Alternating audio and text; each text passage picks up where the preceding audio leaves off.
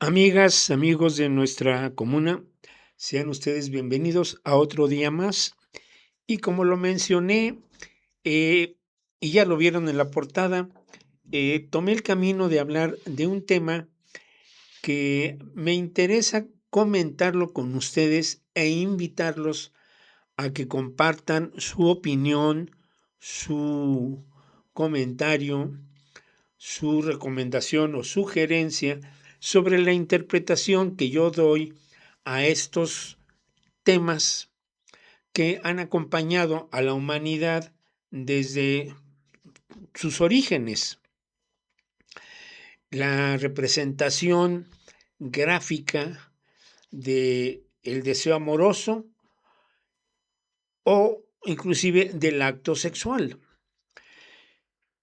Y entre erotismo y pornografía, pues hay una enorme diferencia, aun cuando aún especialistas no la, no la definen, y yo no siendo un especialista, pero sí siendo alguien que he tributado en mucho de mi trabajo dramatúrgico y en mi trabajo de narrativa, 3 novelas, una cuarta que recién he terminado, que pues no es fácil para alguien como yo publicar. No soy famoso, ni están las editoriales esperando mi próxima obra. Pero bueno, voy a intentarlo porque creo que quedó una historia bastante interesante. De eso hablaré en su oportunidad. Pero bueno, ¿qué es el erotismo? El erotismo viene del dios griego Eros. Y el dios y Eros, lo que pasa es que representaba el, el amor, el deseo sexual y la pasión humana. Eso es Eros. Los griegos le llamaban Eros, cuando los romanos asumen y toman el legado eh, helénico y lo convierten en Cupido. Y Eros es un personaje muy poderoso y Cupido es un personaje muy candoroso. Lo hemos visto como un angelito con sus alitas y su flechita. Como que los romanos, no sé por qué, o si fue después, ya cuando se hizo popular la imagen de ese Cupido, cuando el Eros era un hombre atractivo, magnético, carismático y dominante. Pero bueno, eh, el deseo entre los seres humanos por expresar su devoción amorosa hacia su pareja, independientemente de todas las posibilidades que la diversidad sexual da, que data también desde los orígenes de las civilizaciones. Lo sabemos entre los egipcios, los caldeos, los asirios, los fenicios, los griegos, no se diga, los romanos, los etruscos, y en todas las civilizaciones, inclusive en los pueblos originarios mexicanos, había manifestaciones de esculturas, de pinturas, de reproducciones de, de la virilidad del hombre y de la fecundidad de la mujer. Siempre la representación. En algunas civilizaciones, por ejemplo en la India y en China, pues había manifestaciones gráficas mucho más evidentes ya del acto sexual. En los demás es básicamente la exposición de los genitales de cada uno de los, del hombre o de la mujer. Bueno, pero el erotismo choca en un punto, digamos, de a fines del siglo XVIII con los Luises. Aparece por ahí el Marqués de Sade de donde viene sades, sadismo, que escribe algunos relatos, algunas novelas, está en el proceso de la decadencia digamos, de la dinastía de los Luises, y él, pues escribe novelas en donde, pues, es más que descriptivo, muchísimo más que descriptivo, ¿no? Y entonces provoca un escándalo, es cuestionado, es censurado, es, pues, objetado por la sociedad y como alejado, pero sus libros aún permanecen. Y bueno, siguen pasando. ¿Cómo registrar? ¿Por qué un hombre o una mujer desean registrar el acto sexual que viven con su pareja? ¿Qué lo hace tan importante que quisieran como perpetuarlo en una fotografía, en un video, en una película, en una grabación, en una escultura? ¿Qué lo hace tan importante? El estado amoroso de la pareja. El estado amoroso en el cual no hay límites y tampoco hay perversiones. Es simple y sencillamente la voluntad de cada uno de ellos por entregarse en la pasión, en el amor, con un propósito trascendente. En la pornografía, no. En la pornografía es simple y sencillamente el acto sexual. Quítele todo lo demás que dije. El acto sexual. Y en la pornografía, la ratificación, la confirmación, la confirmación del machismo dominante sobre la sumisión femenina. Ahí es donde es escabroso, es grotesco, es obsceno. Y del otro lado está eso que es tan complejo, el estado amoroso de la pareja. Y bueno, en el siglo XIX, inclusive en la época del puritanismo victoriano en Inglaterra, que impone mucho a toda la familia, las familias monárquicas europeas, que todas estaban ligadas con la familia de Victoria. Se impone esta visión puritana que ya venía desde el oscurantismo a la caída del Sacro Imperio Romano, y aparece la Edad Media, en donde todo estaba prohibido.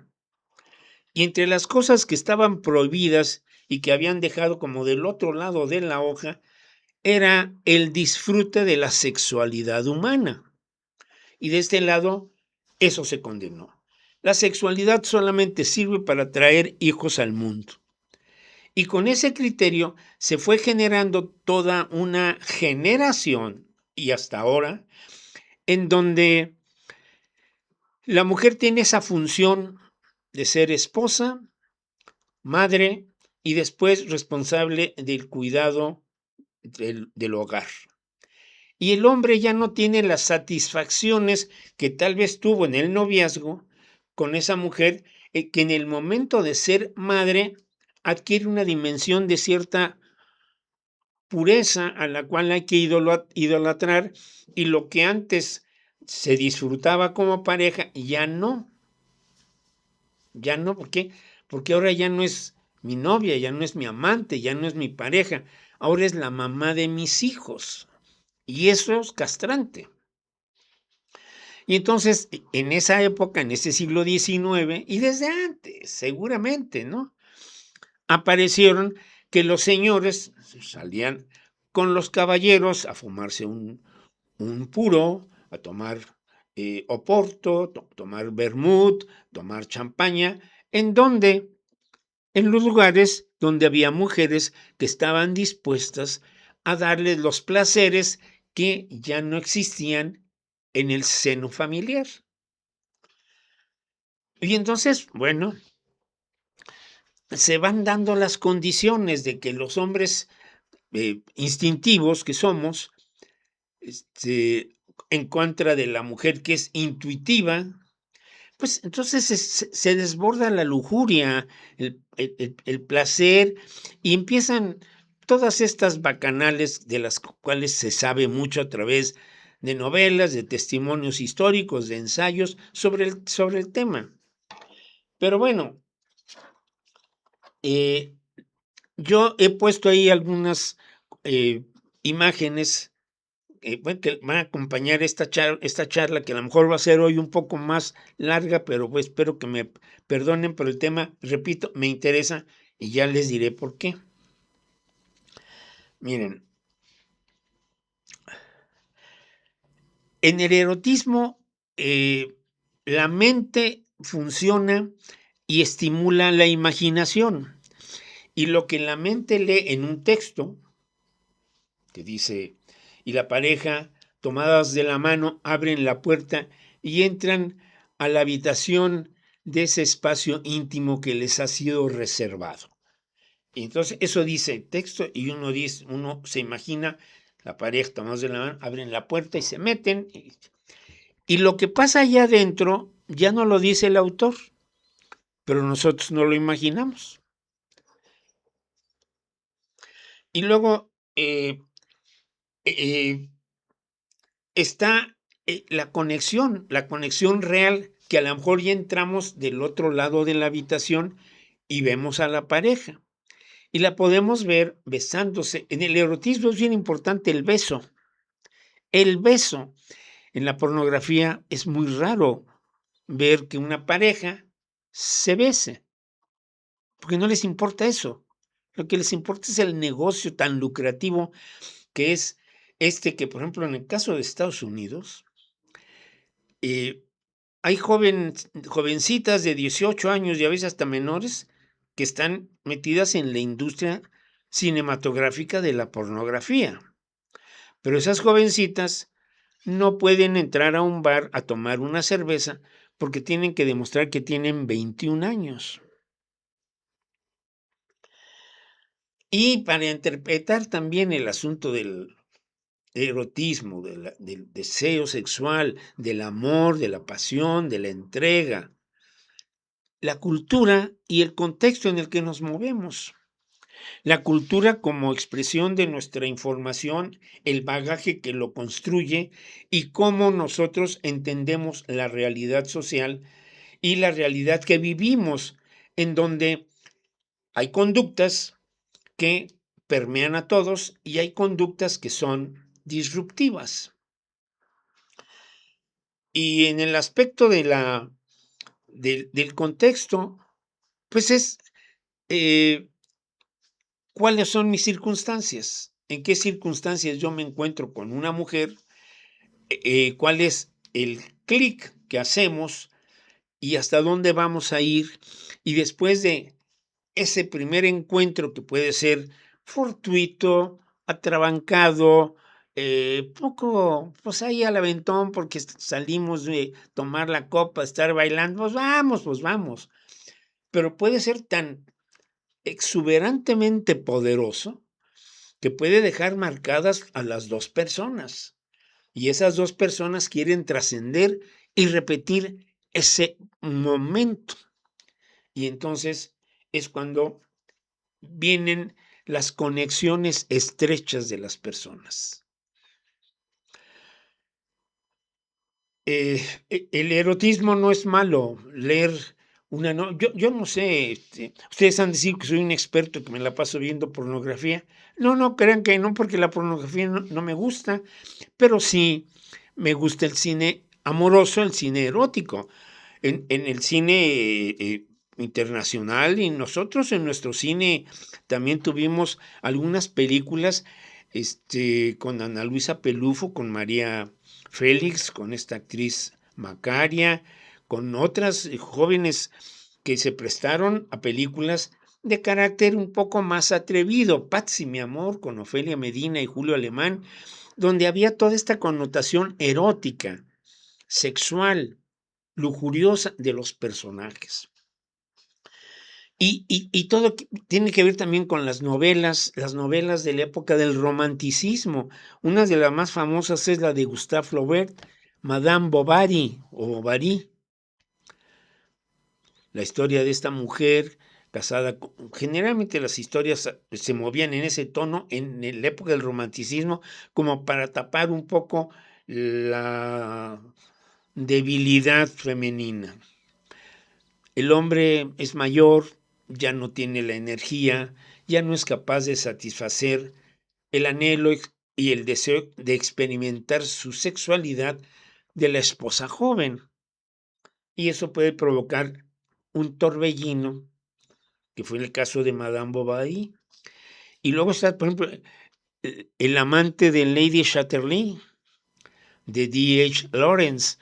También un caso parecido, ¿no? Un matrimonio que va muy bien, hay un accidente, el marido queda parapléjico, ya es incapaz, bueno, no parapléjico, hemipléjico, y queda incapaz ya de ciertas actividades, y la mujer joven, guapa, rebosante de sexualidad y de sensualidad, pues de repente ya se topa con el guardacasa, vigilaba las tierras y tienen un enorme romance lleno de lujuria, de pasión desbordada.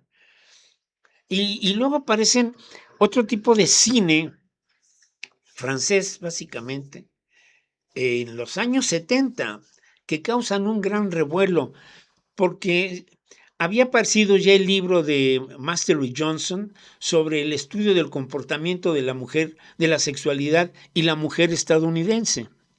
Y descubrieron cosas terribles, terribles en el sentido de la frustración del 80% de las mujeres estadounidenses que tenían hijos y nunca habían tenido un placer físico, pero habían tenido hijos. Y entonces Master y Johnson provocan este revuelo. Viene la píldora anticonceptiva y viene lo que se llamó la revolución sexual, que se junta con el movimiento de los hippies, con el asunto de la crisis de la guerra de Vietnam, que está cada vez más perdida, como les está pasando ahora, allá en Irán, y y entonces va a aparecer algún tipo de cine, de espectáculo musical, comedias como Hair, el momento de los hippies, la liberación, el deseo sexual, el disfrutar la vida. Los jóvenes hippies de ese entonces era, quiero disfrutar la vida, quiero tener amor, sexo y todo, porque a lo mejor me van a reclutar para ir a la guerra y voy a morir en Vietnam. Y puede decirse que había una justificación, pero entonces van a aparecer ahí películas que marcan un hito en la industria del cine internacional de carácter erótico, que fue Emmanuel, con la famosa actriz Sylvie Cristal, basada en una novela de una mujer, precisamente, Emmanuel Arzán. Es una historia.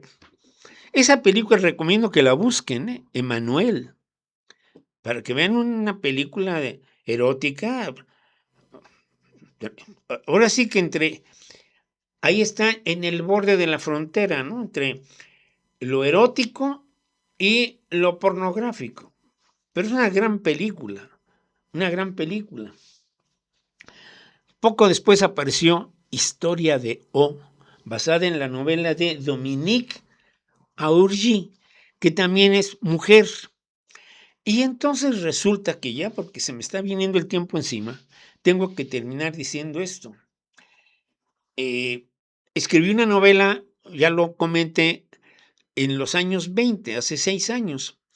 La primera novela que se llama 98-12-19, amigos de muchos años, me dijeron, oye, que escribiste dame los datos, o consígueme, yo te compro 5 libros para regalárselos a algunos de mis colaboradores y a mis amigos. Y otro me dijo, yo te compro 3. Bueno, pues a todo dar. Conseguí los libros se los entregué y pasó el tiempo. Poco después, uno de ellos, platicando de otro tema, me dijo: "Oye, te quiero decir una cosa, maestro. Me gustaron mucho tus diálogos. La historia la historia está basada en tu obra de teatro, entonces la historia es muy atractiva, ¿no? El hombre con la mujer, que es la muerte, platicando esa travesía de vida, ¿no? Muy bien. Pero te excediste con cosas ahí, fuiste demasiado descriptivo con los asuntos de la intimidad amorosa". Dijo, bueno, pues sí. Pero entonces ya, pues así, él dijo, pues más o menos somos contemporáneos, como que yo ya no me sentí tan atrapado por leer eso. Y le dije: "¿Te parece que fue pornográfico?". "No, no sé, pero no, pornográfico no, pero como que se me hizo así como que". Bueno, un par de meses después, por alguna razón, volvemos a hablar él y yo, y me dice: "Oye, te quiero decir que a mi mujer le encantó, a mi mujer y a mi hija les encantó tu libro". "Sí, sí, ¿qué te dijeron?". "Que está genial. O sea, que escribes como si fueras mujer". Y dije: Bueno, pues no sé si es halago, pero, pues, gracias que les gustó". Y es que resulta que en mi consulta parece ser que los hombres, sobre todo los hombres jóvenes, ven mucha pornografía, pero no la leen. Las mujeres jóvenes no ven pornografía, pero sí buscan novelas eróticas con tintes atrevidos. ¿Por qué es esto? Porque por la revolución de las mujeres. Ojalá, ojalá sea eso, que siempre han estado como tú no leas esto, tú no aquello, tú no aquello. Y ahora, ¿por qué los hombres ya no?